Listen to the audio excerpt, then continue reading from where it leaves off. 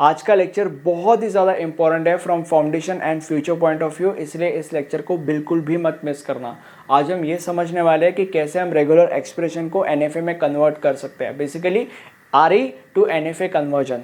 Okay, अब सबसे पहले तो तुम्हें ये समझने की ज़रूरत है कि जब हम किसी रेगुलर एक्सप्रेशन को एनएफए में कन्वर्ट करते हैं तब ये जो एनएफए हमारे पास निकल के आता है, इस एनएफए के अंदर एक स्टार्ट स्टेट, एक फाइनल स्टेट और एक ट्रांजिशन होता ही है। ओके, अब हम सबसे पहले क्वेश्चन नंबर 3 सॉल्व करेंगे एंड उसके बाद आगे बढ़ेंगे। एंड जो पहले दो क्वेश्चंस है वो कैसे सॉल्व करते हैं वो मैं आपको बाद में बताऊंगा इसी वीडियो में ऑफ कोर्स। देखो, अब यहाँ पे ये हमारा क्वेश्चन नंबर 3 है। अब यहाँ पे आर का मतलब होता है regular expression which is equals to this, मतलब इस रेगुलर एक्सप्रेशन को हमें एनएफए में कन्वर्ट करना है। तो जैसे कि मैंने बोला था कि जब हम किसी रेगुलर एक्सप्रेशन को एनएफए में कन्वर्ट करते हैं तो उस कन्वर्ट किए गए एनएफए के अंदर एक स्टार्ट स्टेट, एक फाइनल स्टेट और एक ट्रांजिशन होता ही है। अब ये जो ट्रांजिशन है वो ये है, ठीक है, इसलिए यहाँ पे हम ए लिख देंगे, ख़त्म, बन गया एनएफए। अब इस क्वेश्चन के ऊपर जंप करते हैं। इस रेगुलर एक्सप्रेशन को हमें एनएफए में कन्वर्ट करना है, तो हर एक एनएफए के अंदर एक स्टार्ट स्टेट, एक फाइनल स्टेट और एक ट्रांजिशन होता ही है। अब ये जो ट्रांजिशन है वो एप्सिलॉन है, तो यहाँ पे हम लिख देंगे एप्सिलॉन। बाय द वे इसका मतलब होता है एम्प्टी सेट। अब हम पहले क्वेश्चन के ऊपर जंप करते हैं। ये हमारा स्टार्ट स्टेट, ये हमारा फाइनल स्टेट एंड यहाँ पे कोई ट्रांजिशन नहीं आएगा। क्यों? क्योंकि ये जो सिंबल है ये नल सिंबल है। नल का मतलब होता है कुछ भी नहीं, तो यहाँ पे कोई ट्रांजिशन नहीं बनेगा, राइट। अब हम फोर्थ क्वेश्चन के ऊपर जंप करते हैं। एंड अगर तुम लोग को ऐसे लग रहा है कि इन दोनों के बीच में कोई स्टेप्स होते होंगे, नहीं, डायरेक्टली यहाँ से इसी स्टेप के ऊपर हमें जंप करना है। ओके, अगर एग्जाम में चाहो तो तुम स्टेप्स लाइक चीज़ों को स्टेप बाय स्टेप कर सकते हो।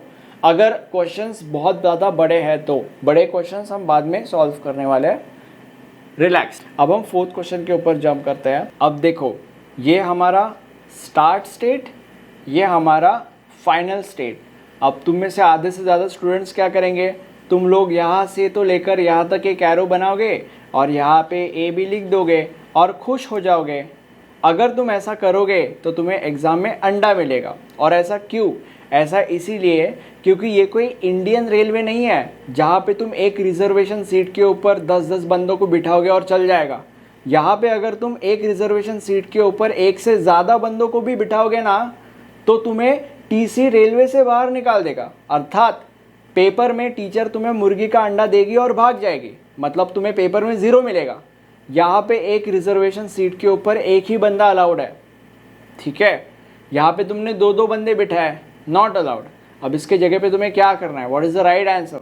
देखो, ये एक रिजर्वेशन सीट ए के लिए और एक रिजर्वेशन सीट बी के लिए, राइट, सिंपल एज दैट। और ये हमारा सोल्यूशन आ गया। अब यहाँ पे तुम्हें और एक चीज़ समझने की ज़रूरत है, जब तुम्हें सोल्यूशन मिल जाता है तब इन चीज़ों को तुम्हें नंबर देने पड़ता है, बट यहाँ पे हम नहीं देंगे क्योंकि ये जो पहले 4 क्वेश्चंस है ये एक्चुअली क्वेश्चंस नहीं है, ये बेसिकली रूल्स है। ओके, ये तुम्हें एग्जाम में नहीं पूछने वाले। अब यहाँ से हमारे क्वेश्चंस शुरू होते हैं, यहाँ से हम सारी चीज़ें करेंगे जैसे कि नंबरिंग वगैरह। देखो, अब यहाँ पे ये हमारे ये हमारा स्टार्ट स्टेट, ये हमारा फाइनल स्टेट और यहाँ पे हर एक अल्फ़ाबेट के लिए हम एक रिजर्वेशन सीट रखेंगे एकदम प्यार से।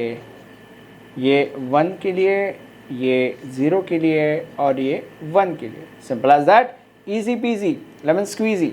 यहाँ से हम नंबरिंग शुरू करेंगे 0, 1, 2 एंड 3।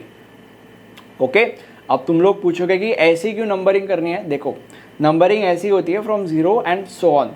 अगर इन फ्यूचर तुम्हें कन्फ्यूजन हो रहा है, लाइक फ्यूचर में क्या है, थोड़ी अलग अलग चीज़ें हो सकती है, तो तुम्हें एक चीज़ समझने की ज़रूरत है कि सीक्वेंस कुछ भी हो सकता है नंबर का। इसका मतलब क्या है मैं तुम लोग को बाद में बताऊंगा। अभी actually this was not the right time to say about this. बताऊंगा मैं तुम लोग को मैं किस चीज़ की बात कर रहा हूँ, रिलैक्स। इस क्वेश्चन के ऊपर जंप करेंगे। देखो अब यहाँ पे इसका मतलब क्या होता है, इसका मतलब होता है ए और बी, मतलब आइदर ए और बी, ठीक है। और इसको तुम ऐसे भी लिख सकते हो, इसका भी मतलब यही होता है आइदर ए और बी। अब इसको कैसे हम लिखेंगे एनएफए में, या इसको हम कैसे कन्वर्ट करेंगे एनएफए में? देखो ये हमारा स्टार्ट स्टेट आइदर ए और बी, राइट। अब यहाँ पे मैं क्या कर रहा हूँ, ध्यान से कंसंट्रेट करो। एक रिजर्वेशन मैंने ए के लिए बनाया है और एक रिजर्वेशन सीट मैंने बी के लिए बनाई है, आइदर ए और बी, इसलिए मैंने ऐसा किया है। हमारा फाइनल स्टेट, ठीक है। एप्सिलन एप्सिलन एप्सिलन एप्सिलन, ऐसे आइदर ए और बी, इसको हम ऐसे एनएफए में कन्वर्ट करते हैं। और नंबरिंग कैसे करेंगे? 0 1 2 3 4 5। अब जो मैं तुम लोग को कह रहा था वो सीक्वेंस वाली बात, वो यहाँ पे अप्लाई करते हैं।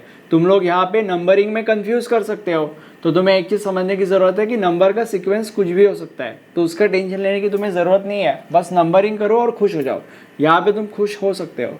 अब आगे बढ़ते हैं क्वेश्चन नंबर 7 के ऊपर। देखो ये हमारा स्टार्ट स्टेट, ओके। अब यहाँ पे आइदर 1 0 है और 0 1 है। अब यहाँ पे देखो मैं क्या कर रहा हूँ, देखो आइदर 1 0 और 0 1, ठीक है। और यहाँ पे एप्सिलन। अब ये एप्सिलन की क्या कहानी है? एप्सिलन का मतलब मैंने तुम लोग को पहले ही बता दिया था, इसका मतलब होता है एम्प्टी सेट, मतलब कुछ भी नहीं। तो यहाँ पे चलेगा ना, अगर एप्सिलन का मतलब कुछ भी नहीं है तो लिखो किधर भी, क्या फर्क पड़ता है। तो यहाँ पे एप्सिलन लिखते हैं, आइदर 1 0 और 0 1, बाकी जगहों पे एप्सिलन, ऐसे होता है। अब यहाँ पे नंबरिंग करेंगे 0 1 2 3 4 5 6 एंड 7 7, एंड यहाँ पे ये हमारा final state. Sorry for that, final state लिखना मत भूलना कभी भी, इट इज़ वेरी बैड। अब हम अगले क्वेश्चन के ऊपर जंप करेंगे। अगला क्वेश्चन ये है, इसको हम कहते हैं क्लोजर। इसकी एक अलग कहानी होती है। अब देखो मैं कैसे कर रहा हूँ। हमने एक रिजर्वेशन सीट 1 के लिए बुक की, दूसरी वाली 0 के लिए बुक की, और तीसरी वाली अगेन 1 के लिए बुक कर दी। तो 1 0 1, यहाँ तक ठीक है। अब यहाँ पे हमने देखा क्लोजर को। जैसे ही तुम क्लोजर को देखते हो ना, तुम्हें 4 स्टेप्स करनी है। Step number 1 is this, step number 2 is this, step number 3 is this, and step number 4 is this। अब तुम्हारे मन में ये डाउट आ रहा होगा कि हमने यहाँ से यहाँ तक ही क्यों किया। देखो यहाँ पे 1 0 1 है, यानी कि 1 0 1 का क्लोजर। अब देखो यहाँ पे 1 0 1 का क्लोजर है, इसीलिए 1 0 1 होने के बाद हमने यहाँ से तो यहाँ तक किया, और उसके बाद यहाँ से तो यहाँ तक। ये तो मैंडेटरी, ये तो करना ही है जब तुम क्लोजर को एनकाउंटर करते हो तब। अब यहाँ पे तुम्हें और एक चीज़ करनी होती है, यहाँ पे तुम्हें एप्सिलन लिखना होता है। एप्सिलन एप्सिलन एप्सिलन, ये तुम्हारा एनएफए ख़त्म हो गया। अब यहाँ पे थोड़ी सी नंबरिंग कर लेते हैं, 0 1 2 3 4 एंड 5, ओके। अब जो 9th क्वेश्चन है वो आइदर और वाला क्वेश्चन है, मतलब आइदर दिस और दैट, आइदर 0 1 0 और 1 0 0। तो इसको हम कैसे करेंगे? देखो मैं कैसे कर रहा हूँ। एक रिजर्वेशन सीट हमने 0 के लिए रखी, फिर उसके बाद 1 के लिए, और फिर उसके बाद 0 के लिए अगेन, राइट। एंड यहाँ पे ये 1 के लिए, ये 0 के लिए, और ये अगेन 0 के लिए।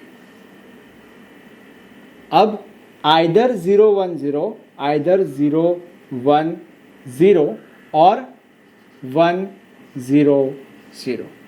यहाँ पे एप्सिलन एप्सिलन एप्सिलन एप्सिलन। अब यहाँ पे ये हमारा ख़त्म हो गया। अब यहाँ पे हमने देखा क्लोजर को। क्लोजर किसका है?